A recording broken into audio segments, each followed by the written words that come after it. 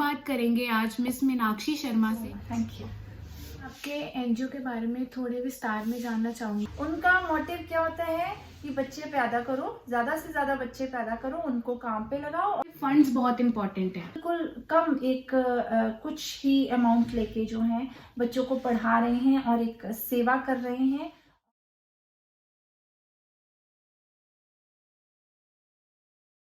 नमस्कार आप सभी का हमारे शो गल्ला बाता में, जहां हम बात करेंगे आज मिस मीनाक्षी शर्मा से, जो नोबल फाउंडेशन के साथ काफी सालों से जुड़े हुए हैं।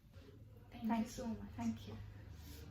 तो जैसे हमें पता है कि कोई भी चीज़ शुरू करनी हो ना, तो उसके लिए फंड्स बहुत ज़रूरी हैं। तो आपकी फाउंडेशन ने उस चीज़ को कैसे मैनेज किया?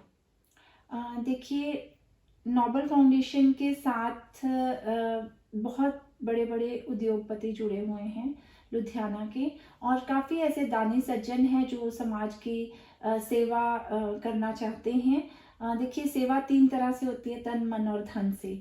बहुत सारे लोग हैं जो कि फिजिकली नहीं प्रेजेंट हो पाते, तो उनके पास पैसा है तो वो पैसा दे के साथ देते हैं या सेवा करते हैं। तो ऐसे लोग एनजीओ के साथ जुड़े हुए हैं जो कि एनजीओ को प्रोवाइड करते हैं, फंड्स प्रोवाइड करते हैं, जिससे कि एनजीओ जो है वो अपना खर्चा उठा रहा है। हालांकि एनजीओ घाटे में जा रहा है।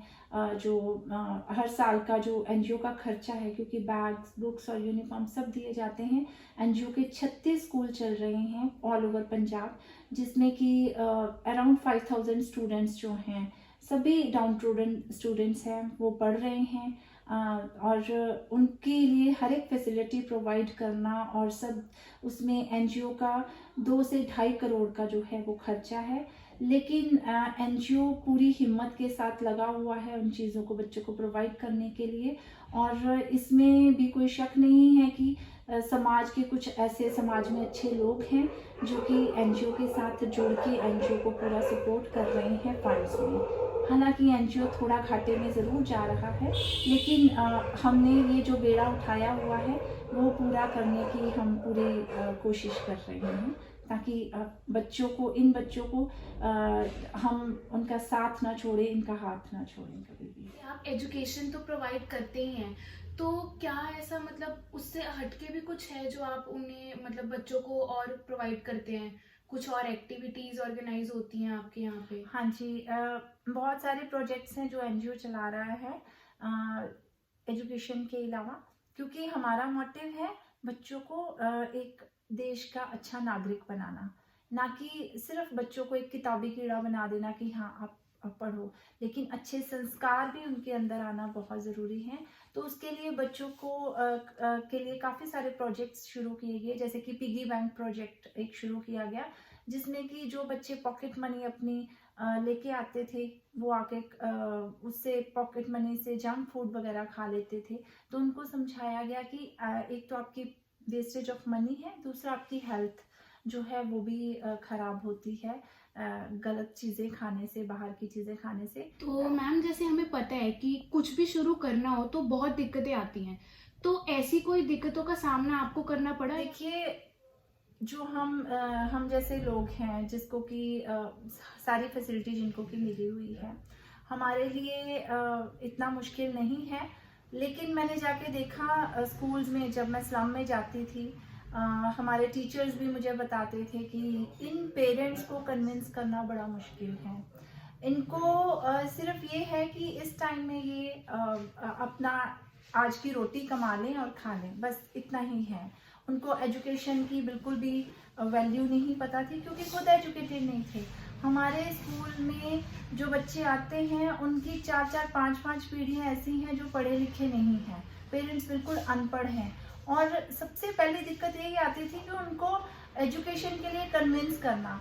उनका मोटिव क्या होता है कि बच्चे पैदा करो, ज़्यादा से ज़्यादा बच्चे पैदा करो, उनको काम पे लगाओ और अर्निंग करो। उनको एजुकेशन के बारे में बिल्कुल नॉलेज नहीं थी।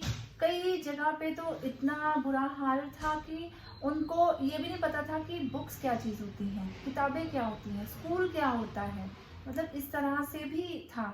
लेकिन उनको धीरे धीरे टीचर्स जाके डेली उनसे बात करते थे, पेरेंट्स से, उनको वीडियोस दिखाते थे अपने स्कूल्स की, हम क्या काम कर रहे हैं वो बताते थे, एजुकेशन की क्या वैल्यू है, और एक पढ़ लिख के इंसान जो है, आप झुग्गी झोंपड़ी से बाहर निकल के आपके बच्चे कोई ऑफिसर बन सकते हैं, कुछ बड़ा काम कर सकते हैं, वरना आप उनको समझाया जाता था कि आप इसी गंदगी में ऐसे ही रह जाओगे पढ़े, अगर आप नहीं पढ़ोगे तो इस तरह से काफ़ी दिक्कतें आती थी।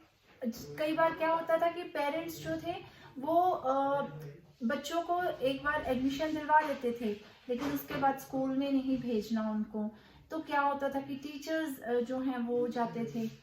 जैसे कि अभी कोविड आया और उसने हमारी लाइफ को काफ़ी इम्पैक्ट किया, सोसाइटी पे भी काफ़ी इम्पैक्ट हुआ, तो आपको उस टाइम पे एजुकेशन प्रोवाइड करने में क्या क्या परेशानी है? ये कोविड के कारण पूरी दुनिया पे बहुत इम्पैक्ट पड़ा। जब स्कूल्स बंद हुए तो ये सबसे बड़ी प्रॉब्लम थी कि बच्चे घर पे रह के क्या करेंगे। लेकिन बड़े बड़े स्कूल्स वालों ने भी जब ऑनलाइन क्लासेस स्टार्ट करी तो जो अच्छे घरों के पेरेंट्स थे उनको भी प्रॉब्लम ये आई कि हम कैसे बच्चों को ऑनलाइन कैसे पढ़ेंगे। लेकिन धीरे धीरे सब कुछ ठीक होना शुरू हो गया, बच्चों ने ऑनलाइन क्लासेस करनी शुरू कर दी। तो नोबल फाउंडेशन ने भी सोचा कि अगर बड़े स्कूल के बच्चे जो हैं ऑनलाइन क्लासेस ले सकते हैं तो ये बच्चे क्यों नहीं ले सकते। तो जो हमारे एनजीओ ने बच्चों से बात करी, टीचर्स ने बच्चों से, पेरेंट्स से बात करी कि हम भी आपके लिए ऑनलाइन क्लासेस प्रोवाइड करेंगे। हाँ, क्योंकि उनकी फाइनेंशियल कंडीशंस इतनी अच्छी नहीं होती कि वो हर बच्चे को, घर के हर बच्चे को मोबाइल लेके दे सकें। लेकिन हमने क्या किया कि बच्चों की ऑनलाइन क्लासेस में टीचर्स जो हैं पढ़ाने के कुछ वीडियोस तैयार करते थे डेली की क्लासेस के, और वो वीडियोस बच्चों के पेरेंट्स को, जिनके पास भी घर में मोबाइल रहता था, उस नंबर पे सेंड कर दी जाती थी। और जब भी वो मोबाइल बच्चे के पास आता था तो बच्चा उससे अपनी क्लास लेता था, पढ़ता था, और नेक्स्ट डे जो है अपना काम अपनी कॉपी पे करके, अपना जो भी टास्क टीचर के द्वारा दिया गया जाता था वो नेक्स्ट डे जो टीचर को व्हाट्सएप पर सेंड कर दिया जाता था। तो इस तरह से बच्चों ने बहुत कॉपरेट किया इस चीज़ में। इवन अच्छे स्कूल के जो बच्चे उनसे ज़्यादा कॉपरेट किया और बहुत खुशी से कॉपरेट किया। बच्चों को सिर्फ एजुकेशन प्रोवाइड की जाती है या कोई एक्स्ट्रा करिकुलर एक्टिविटीज भी हैं जो आप प्रोवाइड करते हैं? बहुत सारे प्रोजेक्ट्स हैं जो एनजीओ चला रहा है एजुकेशन के अलावा, क्योंकि हमारा मोटिव है बच्चों को एक देश का अच्छा नागरिक बनाना, ना कि सिर्फ बच्चों को एक किताबी कीड़ा बना देना कि हाँ आप पढ़ो, लेकिन अच्छे संस्कार भी उनके अंदर आना बहुत ज़रूरी है। तो उसके लिए बच्चों को के लिए काफ़ी सारे प्रोजेक्ट्स शुरू किए गए, जैसे कि पिगी बैंक प्रोजेक्ट एक शुरू किया गया, जिसमें कि जो बच्चे पॉकेट मनी अपनी लेके आते थे वो आके उससे पॉकेट मनी से जंक फूड वगैरह खा लेते थे। तो उनको समझाया गया कि एक तो आपकी वेस्टेज ऑफ मनी है, दूसरा आपकी हेल्थ जो है वो भी ख़राब होती है गलत चीज़ें खाने से, बाहर की चीज़ें खाने से। तो उनको समझाया गया कि आप एक पिगी बैंक लगाएं। सभी बच्चों को ये बोला गया कि आप कंपल्सरी एक पिगी बैंक लगाएंगे। वो पिगी बैंक आपकी मर्जी है, आपने घर पे रखना है या आप स्कूल में टीचर के पास रखना चाहते हैं तो टीचर उसको संभाल के रखेंगे। और उसमें जो है डेली जो बच्चा पॉकेट मनी उनको मिलती थी पेरेंट्स की तरफ से उसके अंदर जोड़ते हैं, और उनको जोड़ के जो है बच्चों को साल में 2 बार मिड टर्म एग्जाम्स में और फाइनल टर्म एग्जाम्स में 2 बार उनके पिगी बैंक जो हैं स्कूल में मंगवाए जाते हैं। टीचर बच्चों के सामने वो पिगी बैंक खोलते हैं, उनके पैसे जोड़ते हैं और उसके बिहाफ पे उनके रिपोर्ट कार्ड पे उनको मार्क्स भी दिए जाते हैं। इससे जो है बच्चों को बहुत मोटिवेशन मिला और बच्चों ने ज़्यादा से ज़्यादा पैसे जोड़ने शुरू किए। मतलब ये पूछना चाहूँगी आपको, लिसनर्स को कुछ कहना चाहेंगे कि वो भी अब मतलब सबको ऐसा कुछ ना कुछ थोड़ा थोड़ा ज़रूर शुरू करना चाहिए? बिल्कुल, मैं सभी जो ये हमारे इंटरव्यू सुन रहे हैं लोग, उनको मैं यही मैसेज देना चाहती हूँ कि अपने परिवार के साथ साथ समाज में कुछ ऐसे लोग जो कि नीडी हैं, ज़रूरतमंद हैं, जिनको ज़रूरत है, तो अगर आप उनको अगर शिक्षा का दान दे दें, अपनी कुछ मदद किसी भी तरह से, चाहे वो तन से, मन से या धन से, थोड़ी मदद अगर आप समाज की में कर दें, तो उससे जो है अगर थोड़ा थोड़ा बूंद बूंद जैसे सागर भरता है, तो वही बात हो जाएगी जो हमारे देश में अगर अनपढ़ता का जो वो है वो बिल्कुल ख़त्म हो जाएगा। अनपढ़ता है जो, अगर हर देश का नागरिक जो है इसमें आगे बढ़ चढ़कर कदम उठाएगा तो। Thank you so